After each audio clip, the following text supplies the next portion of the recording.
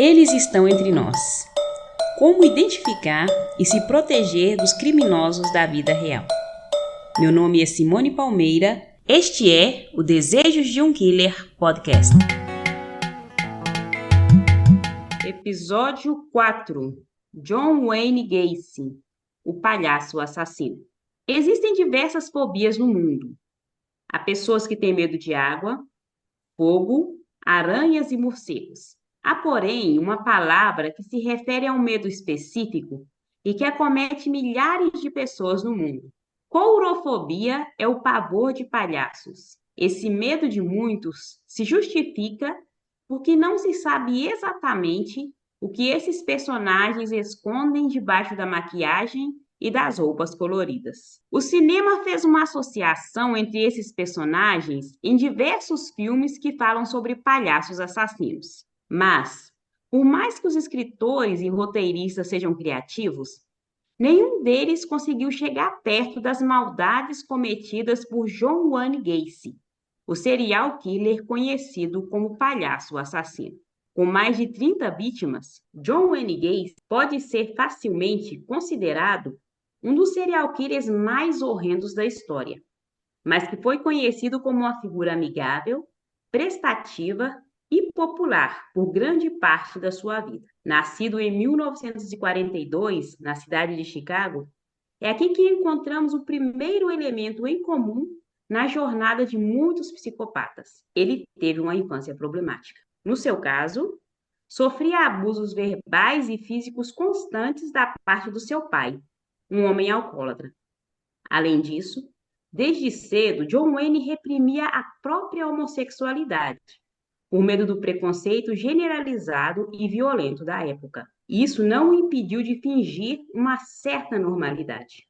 Seja na escola, no trabalho ou até mesmo no casamento, ele conquistava grandes grupos de amigos com seu charme, desenvoltura e inteligência. Seu primeiro ato de desequilíbrio, ou pelo menos o primeiro ato que foi descoberto, aconteceu no ano de 1968, quando ele foi preso por molestar e agredir uma adolescente de 15 anos. Mais denúncias de abuso sexual surgiram, mas ele conseguiu se assumir culpado por apenas uma delas, sendo sentenciado a 10 anos de prisão e depois liberado.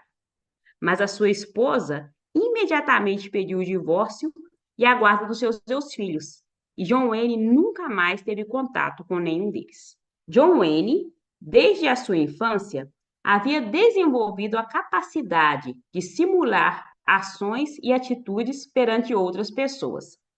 E após a sua condenação por molestar o garoto de 15 anos, ele começou a atuar novamente como um cidadão de bem. Se tornou um detento exemplar na prisão, até mesmo melhorando a qualidade de vida de outras pessoas. Ele cozinhava e ajudou a formar uma série de detentos em diferentes cursos. E pelo seu excelente comportamento, ele foi liberado após concluir apenas 18 meses de sua sentença, que deveria ser de 10 anos.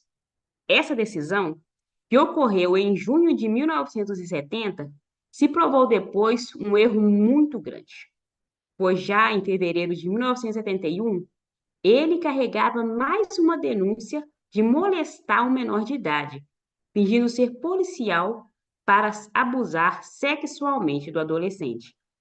Mas o caso não prosseguiu porque o garoto não atendeu ao pedido judicial e não prosseguiu com a queixa.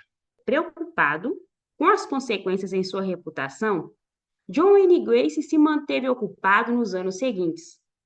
Para assumir uma postura de normalidade, ele se casou mais uma vez, mas, no entanto, novamente se divorciou, dessa vez num acordo mútuo após se declarar bissexual. Ele abriu sua própria empresa de reparos domésticos, ao mesmo tempo que trabalhava como cozinheiro e, claro, animava festas e eventos como palhaço. Foi nessa ocasião que ele começou a atuar como o Pogo, o palhaço, que ele dizia ser uma atividade para ajudar crianças e adolescentes na sua localidade. E muitos dos seus trabalhos como Pogo sequer eram remunerados, pois o seu objetivo era que as pessoas se sentissem felizes, e a felicidade era para ele o pagamento suficiente. Mais tarde ficou claro que sua empresa de construção civil era apenas uma fachada para seus atos horrendos. Gacy costumava contratar vários jovens, na faixa dos 18 aos 20 anos, como estagiários da sua empresa de reparos domésticos. Muitos desses jovens desapareceram poucos depois, mas a cidade pouco se questionava, principalmente porque eles eram de famílias pobres ou problemáticas. A população os entendia apenas como jovens fugitivos, e John Wayne Gacy era como uma estrela, conhecido por toda a vizinhança como um homem cordial e carismático. Essa persona pública de sucesso ajudou a encobrir toda a sujeira de seus atos, até que o assassino esbarrou em uma vítima diferente das demais. Como nós falamos, a maioria das vítimas de John Wayne Gacy eram de famílias pobres ou problemáticas, o que fazia com que tanto a comunidade quanto a polícia não prestasse atenção.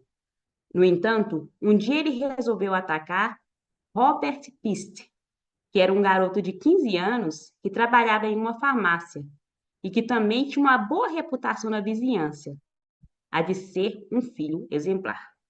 Quando este rapaz, Robert, não voltou para casa, em dezembro de 1978, no aniversário da sua mãe, a família rapidamente descartou a possibilidade dele ter fugido, pois acontece que no mesmo dia, Gacy havia visitado a farmácia em que ele trabalhava e oferecido um emprego para o jovem em sua firma de reformas. Assim, havia uma conexão direta entre o desaparecimento do rapaz e o homem. Foi então que a polícia, ao buscar a conexão entre Gacy e Robert, voltou nos arquivos que mostrava que Gacy havia molestado o rapaz de 15 anos, o que deu origem às recordações que ele havia na base da polícia. O contato com esses arquivos deu base legal para que os policiais conseguissem entrar em sua casa. Na busca, eles não encontraram nada comprometedor, mas viram vários itens suspeitos, que iam de livros a brinquedos sexuais, e até mesmo roupas pequenas demais para caber num homem como John Wayne Gacy, que era grande e até mesmo podia ser considerado obeso.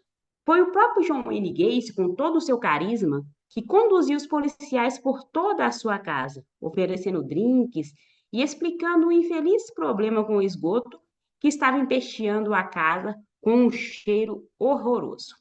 Mas ainda que o assassino tivesse mantido a calma nesse primeiro momento, esse foi o tempo, o exato momento em que ele percebeu que poderia se dar mal. Porque logo em seguida, ele passou por vários dos lugares que frequentava normalmente e começou a se despedir dos seus amigos, como se fosse desaparecer ou cometer um suicídio. Em uma dessas passagens, ele presenteou dois funcionários em um posto de gasolina com sacos de maconha, mas ele não sabia que a polícia estava em sua cola, e isso deu abertura para um flagrante. Ironicamente, assim como Al Capone e outros assassinos, a prisão de John Wayne Gacy não se deu por uma coisa grande, mas por uma coisa muito pequena. No seu caso, o posse de drogas. Com um novo mandato de busca, a polícia conseguiu entrar na sua casa e revirar todos os compartimentos. E por lá encontrou o que até hoje é descrito como uma das cenas de crimes mais grotescas da história dos Estados Unidos. O maníaco, que logo confessou todos os seus atos com preocupante frieza e cooperação, havia matado mais de 30 jovens e enterrado a maior parte deles no porão da sua casa. A polícia encontrou nesse dia 26 cadáveres já putrefatos, quase irreconhecíveis. Quando recebeu a notícia de que seria julgado por homicídio, além da posse de drogas, John Wayne Gacy manteve a calma e abriu todo o jogo. Mais do que isso, ele apontou a localização exata de todos os cadáveres, além de explicar em detalhes os estupros e assassinatos que cometeu.